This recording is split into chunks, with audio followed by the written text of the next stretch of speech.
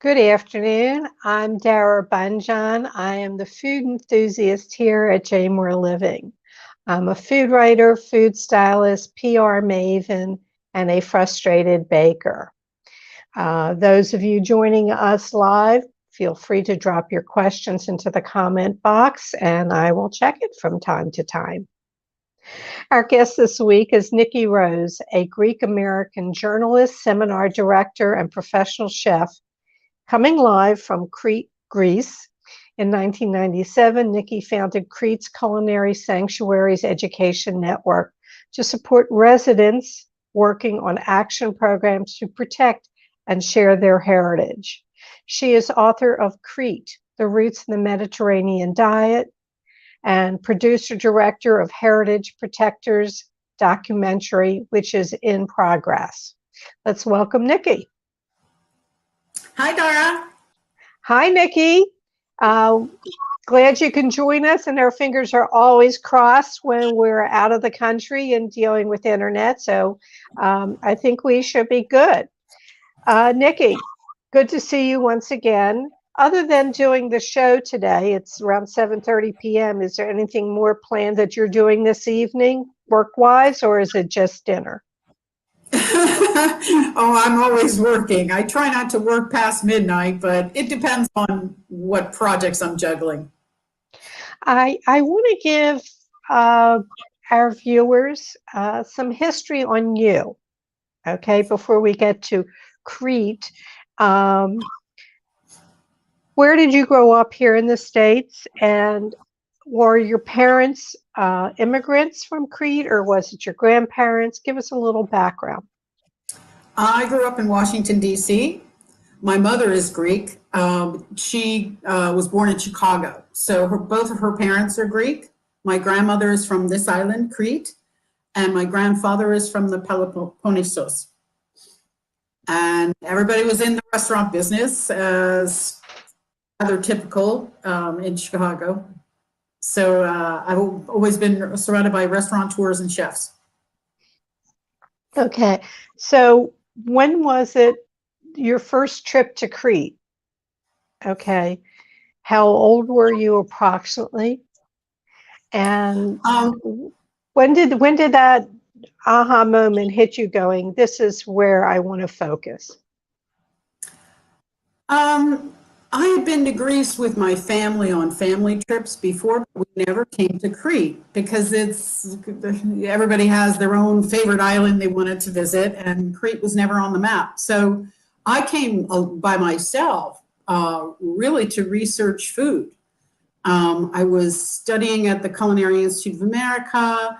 Everyone was talking about the Mediterranean diet. So I said, well, let me go check it out for myself and, see what's going on.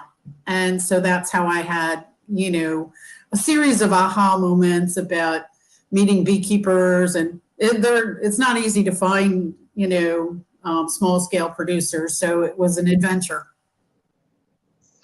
And your first book was Crete, The Roots of the Mediterranean Diet. And that sort of opened the door, am I correct, to all that you're doing now? I suppose it was really a cheat sheet for my students. I had already been organizing study tours for about 11 years before I published that book. And it took me longer than I thought, like books do. I don't know if you've written a book. Yeah. And so it's basically a cheat sheet for my students. Kind of a summary of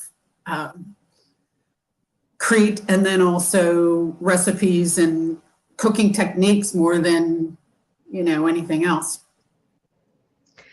You went to CIA, but didn't you you study photography at the Crete School of Art? Didn't you study journalism? I was trying to read up everything on your CV. Oh, well, thank you.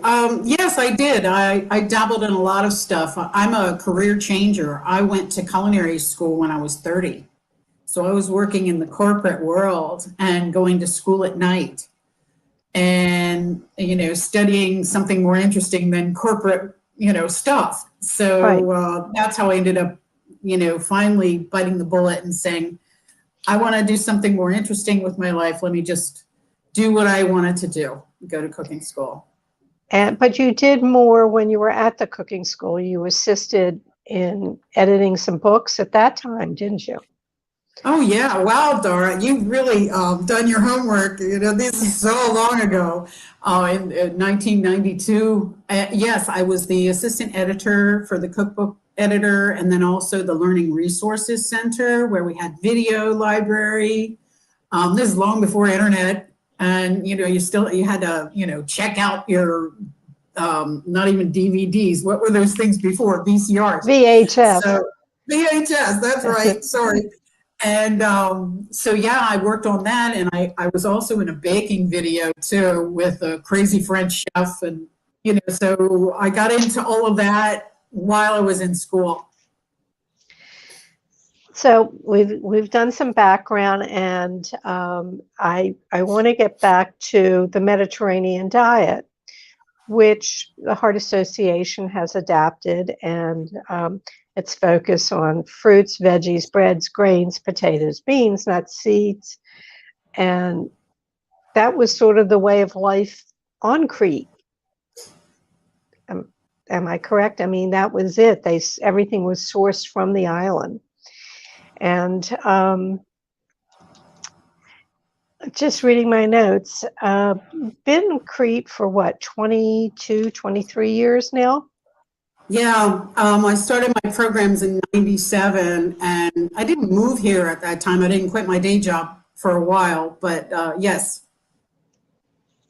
And I mean, Crete has such a great history going back to the Minoans in the 7th century. And I was trying to get a feel for Crete. I've not had the pleasure to go to Greece, but it's basically like Delaware, a lot of coastline to it. And I was looking at your videos, and it's the wild greens that grow that I saw that what is it, Horta? Horta? Mm-hmm. And that's a wild green. And tell us more about the island, because we have a lot of coastline, but there's a lot of mountains. What is the terrain there, and what do we find in the hills versus what do we find near the ocean?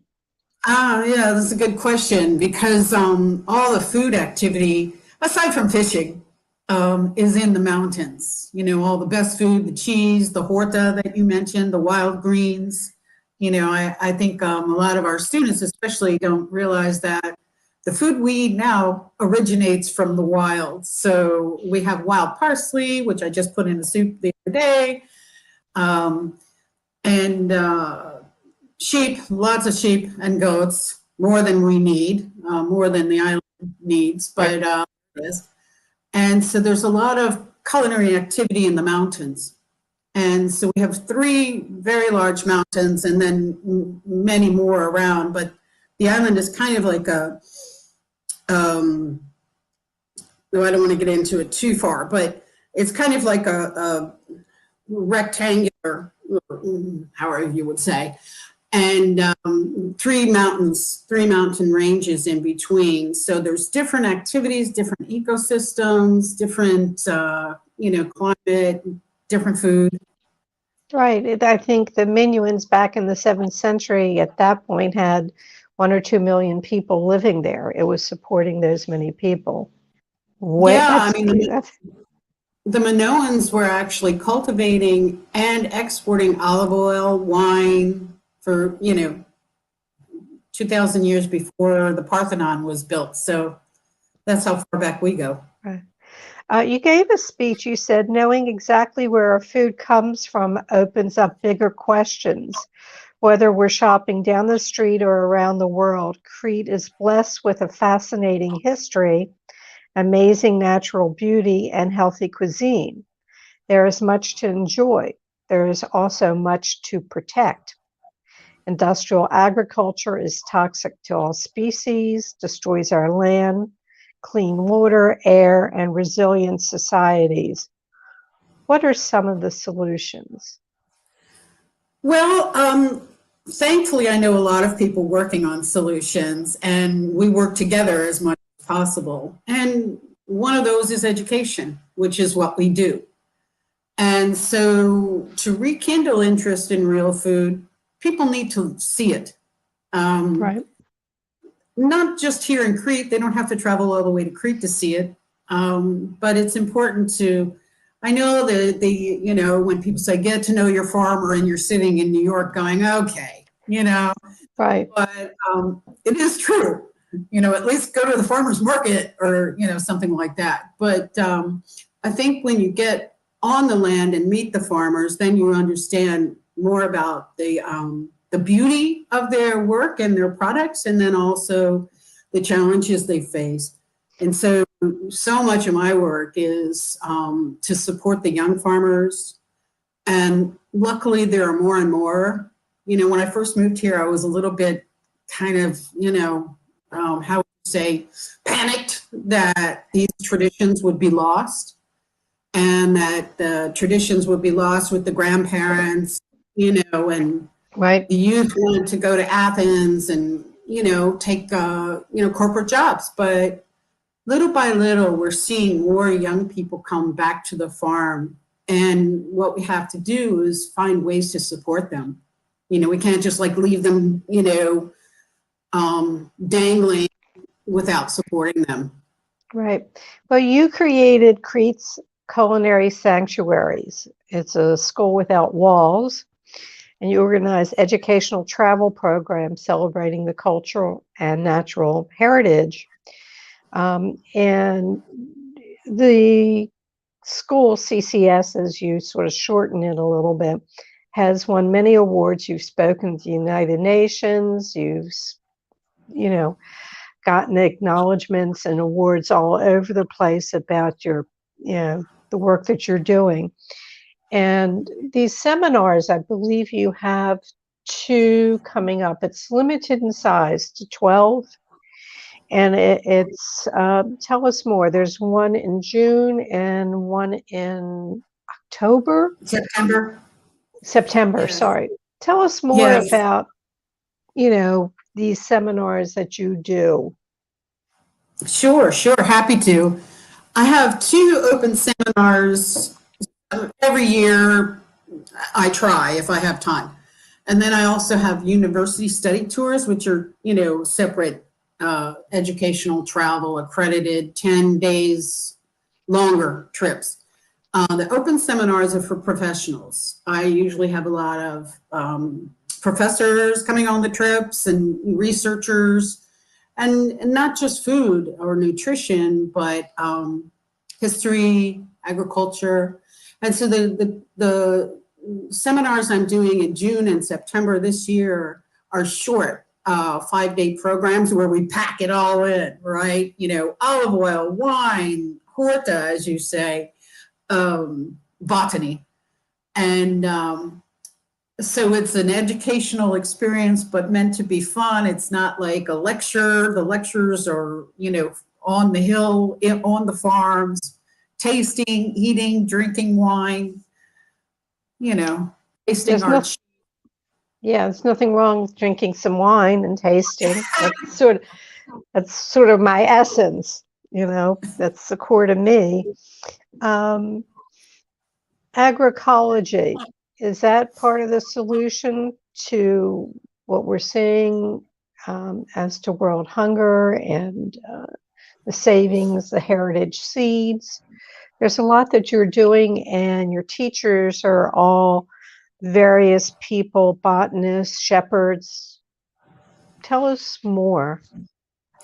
Yeah, sure. Agroecology, I guess it seems confusing to some people, but for me, I can sum it up by saying, it's a agriculture that also supports the community. It's agriculture that's run by and for the community. Just supporting the whole bigger picture rather than separating into some corporate, Right, like agriculture and ecology joined together. Sure.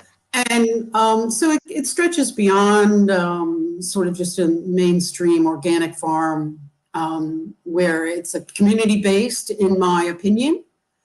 And we work with a lot of agroecologists. They went to school for agronomy, realized that chemical ag wasn't for them.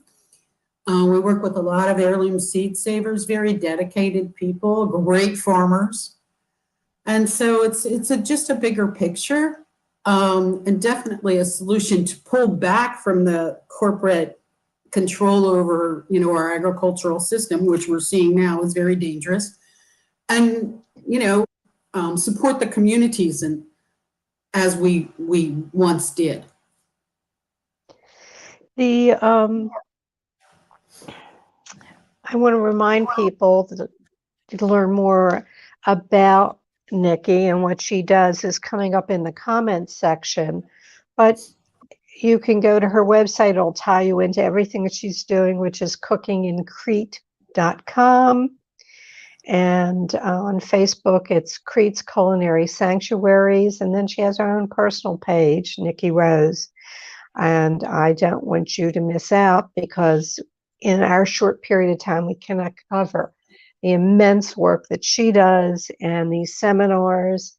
And the folks go up in the hills. There's some hiking that goes along with this, and they stay in private homes. It's not a big hotel. They really are immersed into the culture when they take the seminars. And if you're one who likes the history and getting down and dirty about the food and life, I think these are great seminars. And I actually had a friend, Sherry, who took your course, and then she sent me a note. She says, I met Nikki. We have common friends, so it's a small world. I think what people don't understand is a lot of olive oil, the extra virgin olive oil, which is core to the Mediterranean diet, a lot of it comes from Greece. It wasn't initially being as promoted as it is today. Very true. And there's one book, Extra Virginity. I think there was like a 60-minute series on that too. But yes, a lot of what we produced in the past, there was the system, system supported by the government, and Big Ag was, we produced our olive oil in bulk and then sent it to Italy. And then it was labeled Italian, and, of course, that's kind of changing a little bit. And so over the years since I've lived here, there have been a lot more producers that have invested, which, it's a huge investment, but they've invested in producing and bottling and distributing their own olive oil, which is, wonderful for us and good for them. And I'm just sitting here. If people have never been to Crete, okay, what would they be surprised to learn about Crete that most people wouldn't know?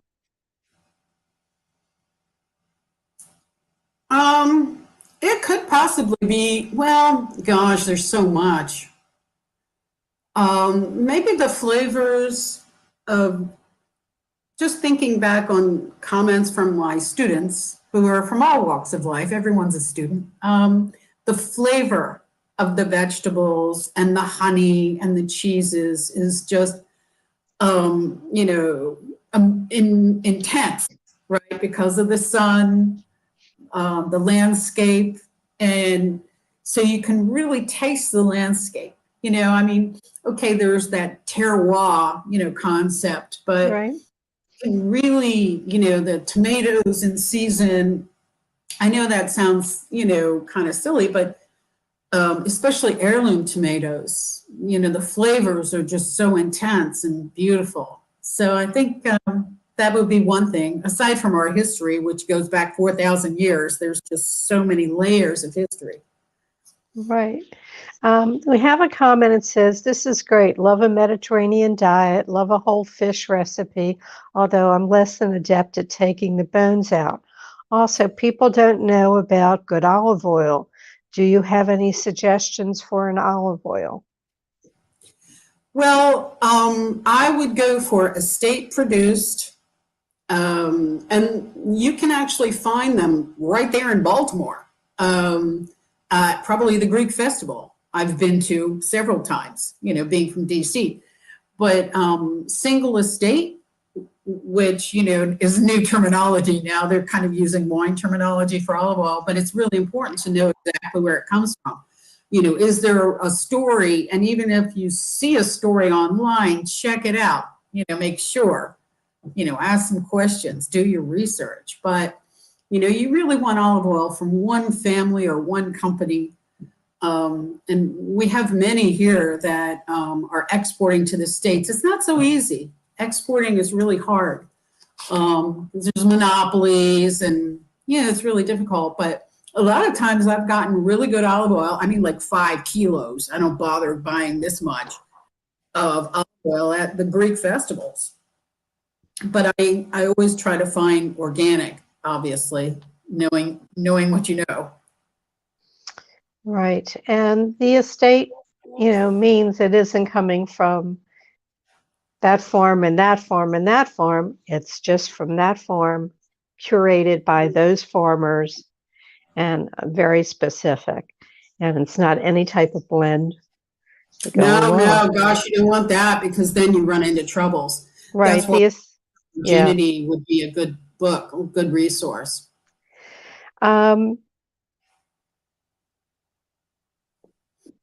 What would you say? I have here, and it's not even making sense, and I wrote it says conversation. Oh, you said this. You said this. And now it makes sense to me. Conversation is our best recipe. Oh, conservation. And conservation. Yeah, that was my speech at the United Nations in New York when I was invited to speak at the nutrition conference, and I guess they were thinking I was going to talk about something else, like eat Greek food is good for you, but I was seeing how the landscape was changing, globalization, biodiversity loss, and first thing is to conservation, preserve our natural environment, which connects us to our healthy food sources. That's how good I am at reading my notes. I know that. Well, you can see mine. I'm right there with you. So if there's, is there a better time to visit Crete? What's the seasonality there? Is it like our area? I mean, it's on the Mediterranean and sort of on the Aegean. It's more like San Francisco. Okay. For 15 years. In the winter, like now, it's chilly and humid and rainy. So unless you like that kind of weather, don't do it. But it's colder every year too. I'm totally bundled up, here. But yeah, winter, unless you like to collect olives, but winter can be really fun. It depends on what you like to do. Like, hang out in the mountains with shepherds in front of the fireplace, enjoyable, or, going to a lodge with a fireplace in your room. I mean, there's some great stuff to do in the winter, but, there's skiing. Yeah, I mean, there's some skiing here, but I'm not an expert on that. But okay. Yeah, May is really nice. April, it does rain here, so you have to be prepared. May is nice, and then later on in September and October are beautiful months. June and July are hot and crowded. Don't recommend it. I mean, July and August. Sorry, June is lovely. May and June, September, October. Okay. And the rest is the beaches are packed because you have such a great coastline there. Oh, July and August. Yeah, it's crazy. Yeah. Well, we could probably talk forever, and for all that you're accomplishing now, your video that you've been working on, your movie, your that you've been Documentary. working, yes, your documentary. Is it done? Are we still working on it? Are you still taking donations? Yeah, we're still taking donations. We have a fiscal sponsor, so it's a 501c3 fiscal sponsor. So thank you for asking. Yes, we're in production. We still need money to pay our editor and, all kinds of other details that do go with post-production. SEMA Studios is our fiscal sponsor, so it's a tax-deductible donation. So that information is on my website under the documentary tab, and you can see our trailers. And all the trailers are good to see no matter what, because it gives you an idea of the landscape and Right. who the kind of crazy people we know. Right. Like I said, we could talk forever what you're doing and all that goes along with CCS, Crete's Culinary Sanctuaries. There's more to learn, people. Go to the website. We can't do it in 30 minutes, so do check it out. And as for my typical questions at the end of the show, hopefully you're prepared. What was your epic culinary fail? Oh, you come to that one first. Well, that one is an easy one to answer. I was cooking for my mother-in-law, my Greek mother-in-law, who lives way up in the northeast, in a little village, a farmer, self-sufficient, self-sustaining farmer, and she wasn't well, so I was tasked with the cooking dinner and on her wood-burning stove. And I thought, okay, let me make what I know. And I was roasting potatoes, and they never got done. Nothing was happening. The olive oil wasn't sizzling, nothing was happening. They just were stone. And so she finally said, all right, let's stop using any more wood. Let's eat them the way they are. And so I served them. They were edible, but she said, this is nice exercise for the teeth. In Greek, I lovingly call her the general. The general, okay. Yeah, so that was the humiliating culinary experience. Well, it's better than in front of a room of 100 people, so, right? We've all had something like that, too. If you could go back and give your 18-year-old self a piece of advice, what would it be? I did think about this one too. What was it I came up with? I mean, mentors. I don't think when we're 18, we think we know everything. And we don't. We don't know anything, basically. And we probably never will. But to, respect your mentors. And then also don't be afraid to think out of the box, because society has us. If you have crazy ideas like the work I'm doing now, everyone says, don't do it. Stay with your corporate job. What are you, crazy? So, if you don't think out of the box, I don't know. Maybe We need people to think outside of the box. That's for sure. If you woke up tomorrow morning with a new talent, what would that new talent be? Well, it's aligned with my work because I love what I do. So I don't really want to do something entirely different. But I'd really love to know. I would really love to have more time to spend on studying the history of agriculture. You could spend your whole life studying the history of agriculture. There's just so much to learn. So if I had more time, I'd finish that book about salt and pepper and, other, books. Right. And what was your best bite this week? Lentil soup. Seems very simple, the lentils, but I realized it tasted really good. And I was like, what did I do different with this? And then I realized everything in the pot was from somebody I knew. The lentils were from the farmers I know, the carrots, the onions, the olive oil, the wine, the tomato sauce, everything was from people I know. Of course, I had some cooking skills involved in making it tasty, but yeah, it was good. It was good. That's what matters. And my last question, what didn't I ask you that I probably should have? I don't think you. I think you've covered a lot, Dara. Your research skills are just fantastic. Thank you very much for the opportunity to get together on, you know. Well, it's good to get together again. We had talked prior to going on air that we had met in person here in Baltimore a ways back. So years ago, it was like a Johns Hopkins thing. It was a Mediterranean diet thing at the restaurant. was it Yeah. that was Yeah, yeah, that goes back. So we're good to go. And how can I not recognize that Baltimore, Washington accent of yours? You know? I didn't know I had one. But we all have tendencies. Baltimore, okay, hon.